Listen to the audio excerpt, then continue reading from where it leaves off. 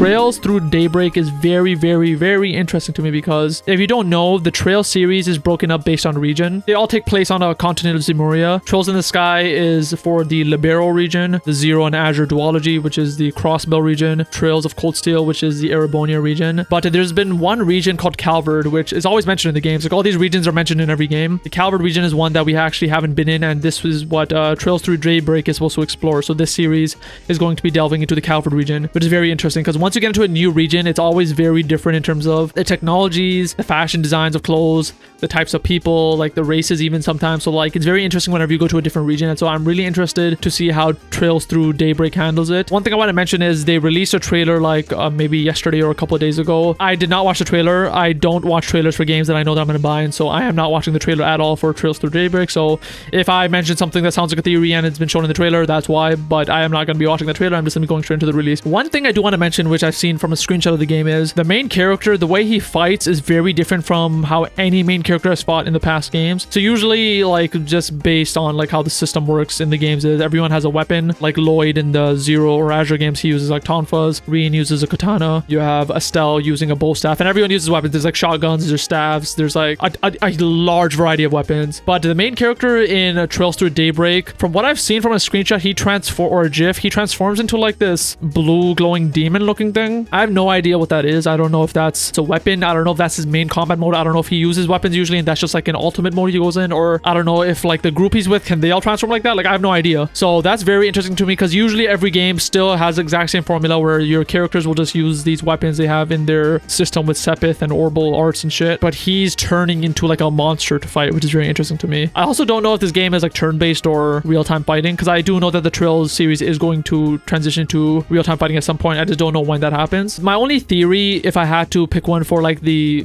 monster transforming into, I don't know if it's this, but like in the Trails from Zero and Azure games, there's a plot point with a drug called Gnosis or Gnosis. I don't know, it's pronounced Gnosis, which the bad guys take, and whenever they overdose on it, they turn into demons. Very similar to how this character looks when he transforms. So I don't know if maybe in Calvard they were able to take the drug and like use it for good. I don't even know if these guys are good. That's my only theory. Maybe they're taking that drug to transform, or maybe they just harness the part of the drug and put it into like Arcus units or something like that to transform into them without any, side effects. It could also be related maybe to like Reen. He has like this ogre power he kind of has. Again, it's just very interesting that it is not only in a new region, we're getting this whole new battle style, possibly because he is turning into a monster. Something else that I want to mention about in the game is that I'm very interested in learning more about the Calvard companies that we've heard about. Usually in the Trails games, the world building is like second to none. Like I don't think there's any game that even touches Trails in terms of world building. And so like we already know about Calvard from the games. We knew about Erebonia before we went there in the Cold Steel games. So one thing we know about Calvard is a Vern company. So the Vern company is pretty much their company that makes, I believe they make cars and vehicles, but they also, I believe, make guns and like weapons. And the reason why I'm bringing this up is because before we went to Cold Steel, which is a game that takes place in Erebonia,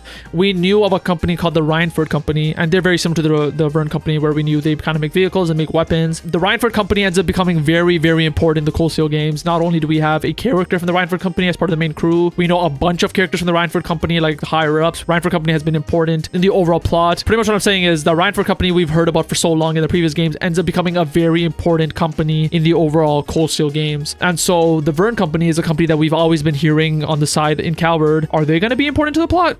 Possibly. I wouldn't even be surprised if like one of the main characters as part of the main crew that we've seen in Daybreak is a Vern, like if their last name is Vern or something. Probably end off the discussion just talking about that main crew. I believe from the screenshots I've seen like the cover art, it's like 4 characters, very similar to Trails Azure. What's funny is the crew looks exactly like the Azure crew, like very similar. Like you have the main guy that looks like a more badass Lloyd. You have like that red-headed dude that kind of looks like the muscle who looks very much like Randy. You have the girl that literally looks like Ellie, but blonde, like straight up looks like Ellie, and you have the small petite girl that looks just like Teal. So it looks very similar to the Azure crew. I don't know if that was on purpose, which is good. It worked very well for the Azure crew. I really love the Azure games, and I love like the characters in that, so I'm sure I'll fall in love with these characters too, because I like pretty much every single character in the Trails games. That's pretty much I want to talk about Trails through Daybreak. There's really nothing else I want to talk about because I only saw the screenshots, and those are the thoughts I had based on those.